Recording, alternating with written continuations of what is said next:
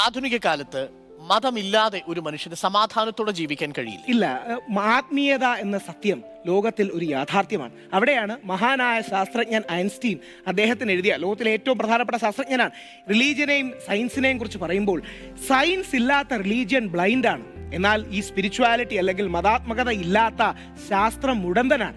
ആ ഐൻസ്റ്റീന്റെ നിലപാടാണ് വിശ്വാസിക്കും. Einstein cosmic റിലീജിയനിലാണ് വിശ്വസിച്ചത്. ഏത് മതം? പാൻതീസം. അദ്ദേഹം കൃത്യമായി അതുപോലെ ഐൻസ്റ്റീൻ്റെ ഇപ്പോൾ കോസ്മിക് റിലീജിയനെ അന്നത്തെ ജൂതമത നേതൃത്വത്തിലുള്ള ആളുകൾ വിളിച്ചത് അതിൻ്റെ എസ് മാറ്റിയിട്ട് കോമിക് റിലീജിയൻ എന്ന് വിളിക്കണം എന്നാണ്. ഇത് ഐൻസ്റ്റീൻ തന്നെ എഴുതിയിട്ടുണ്ട്. റിലീജിയൻ എന്ന് പറഞ്ഞാൽ ചൈൽഡ്ഹുഡ് ന്യൂറോസിസ് ആണെന്ന്. ആ കത്ത് ഏതാണ്ട് എനിക്ക് തോന്നുന്നത് 7 ലക്ഷം പൗണ്ടിനെങ്ങാണ്ടാണ്, 7 ലക്ഷം പൗണ്ടാണോ 7 ലക്ഷം രൂപയാണോ വിറ്റുപോയത്. അത്രയ്ക്ക് അദ്ദേഹത്തിൻ്റെ ഈ മതത്തെക്കുറിച്ചുള്ള അദ്ദേഹത്തിൻ്റെ അഭിപ്രായം അങ്ങനെ പല രീതിയിൽ മാറി വരും. ക്രുദ്ധമായിട്ടുള്ള ഉഗ്രമായിട്ടുള്ള സംഭവങ്ങൾ എടുത്തുക. For example Syria, for example Afghanistan, for example Iraq. Then you compare with മതം ദുർബലമായിട്ടുള്ള സംഭവങ്ങൾ, സ്കാൻഡിനേവിയൻ രാജ്യം ഫിൻലാൻഡ്. ഓക്കെ, അവിടുത്തെ ലിംഗനീതി നോക്കുക, അവിടുത്തെ പ്രധാനമന്ത്രി ഒരു സ്ത്രീ, അവിടുത്തെ മുഖ്യ പ്രതിപക്ഷ ഭരണപക്ഷ നേതാക്കളെല്ലാം തന്നെ സ്ത്രീകൾ. Sweden, Norway, Denmark, Iceland. മതം എവിടെയൊക്കെ ശക്തിപ്പെടുന്നു അവിടെയെല്ലാം ജനങ്ങൾക്ക് ഉറക്കമില്ല. ഒരു ഉദാഹരണമായിട്ട് നമ്മൾ നോക്കുക, ബംഗ്ലാദേശിൻ്റെ പ്രധാന പ്രശ്നങ്ങൾ എന്തൊക്കെയാണ്? ജനപ്പെരുപ്പം, ഫ്ലഡ് വരാൻ സാധ്യതയുണ്ട്, അതാണ്ട് ഗ്ലോബൽ വാർമിംഗ്. പക്ഷെ അതിൻ്റെ അടിസ്ഥാന പ്രശ്നം എന്ന് പറഞ്ഞു കഴിഞ്ഞാൽ മതമാണ്. പാകിസ്ഥാൻ്റെ അടിസ്ഥാന പ്രശ്നം എന്താണ്?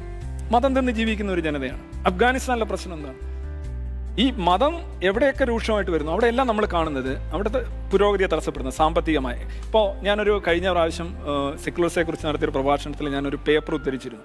ആ പേപ്പർ ഇങ്ങനെയാണ്: എവിടെയൊക്കെ സെക്യുലറിസത്തിന് ആധിപത്യം കിട്ടുന്നു ആ രാജ്യങ്ങളിലെല്ലാം സാമ്പത്തിക പുരോഗതി കൂടുതലുണ്ടാകുന്നു. കഴിഞ്ഞ 100 വർഷത്തെ പഠനമാണ്.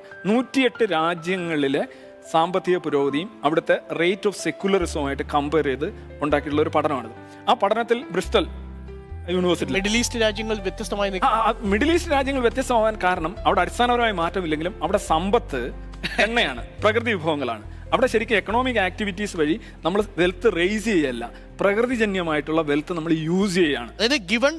അതെ, എണ്ണ ഉണ്ടെങ്കിൽ മതം ഉണ്ടെങ്കിലും പ്രശ്നമില്ല. ഉദാഹരണമായിട്ട് ബംഗ്ലാദേശിൽ നിറച്ച എണ്ണക്കിണറുകൾ ഉണ്ടെങ്കിൽ ബംഗ്ലാദേശിന് ധനികമാകുമ്പോഴും പക്ഷേ റിലീജിയസ് ആയിട്ടുള്ള അൺറസ്റ്റ് തുടരും. അതായത് സെലക്റ്റീവ് റീഡിംഗ് ആണ് ഒരു വരി. ഞാൻ പറഞ്ഞു തീർക്കട്ടെ. ഓക്കെ, ഞാൻ നെവർ ഇന്റർഫിയർ. ഓക്കെ, അപ്പം ഈ മതമുള്ള സ്ഥലങ്ങളിൽ ഈ പ്രകൃതി വിഭവങ്ങളും അങ്ങനെയുള്ള കാര്യങ്ങളും ഉണ്ടെങ്കിൽ സ്വാഭാവികമായിട്ടും മതം ഉണ്ടാക്കുന്ന ഇമ്പാക്റ്റിനെ കുറേയൊക്കെ നമുക്ക് ലെവൽ ചെയ്ത് പോകാൻ പറ്റും. ഇന്ത്യ ഇത്രയും പറഞ്ഞു, ഇന്ത്യ 130 സ്ഥാനം. ഇന്ത്യയിൽ ഉദാഹരണമായിട്ട് സജ്ജു പറഞ്ഞ ഒരു കാര്യം അവസാനിപ്പിച്ചു. 2000 രൂപ ഉണ്ടെങ്കിൽ ഒരു കമ്മ്യൂണൽ റൈറ്റ് ഇന്ത്യയിൽ ഉണ്ടാക്കാൻ സാധിക്കും എന്ന് പറയുന്നിടത്ത് ഇന്ത്യയിലെ മതത്തിന്റെ ആധിപത്യം എത്രമാത്രം നമ്മളെ ദുർബലപ്പെടുത്തിയെന്ന് മനസ്സിലായി. മതരാജ്യങ്ങളിൽ സന്തോഷം കുറയുന്നു. മതരാജ്യങ്ങൾ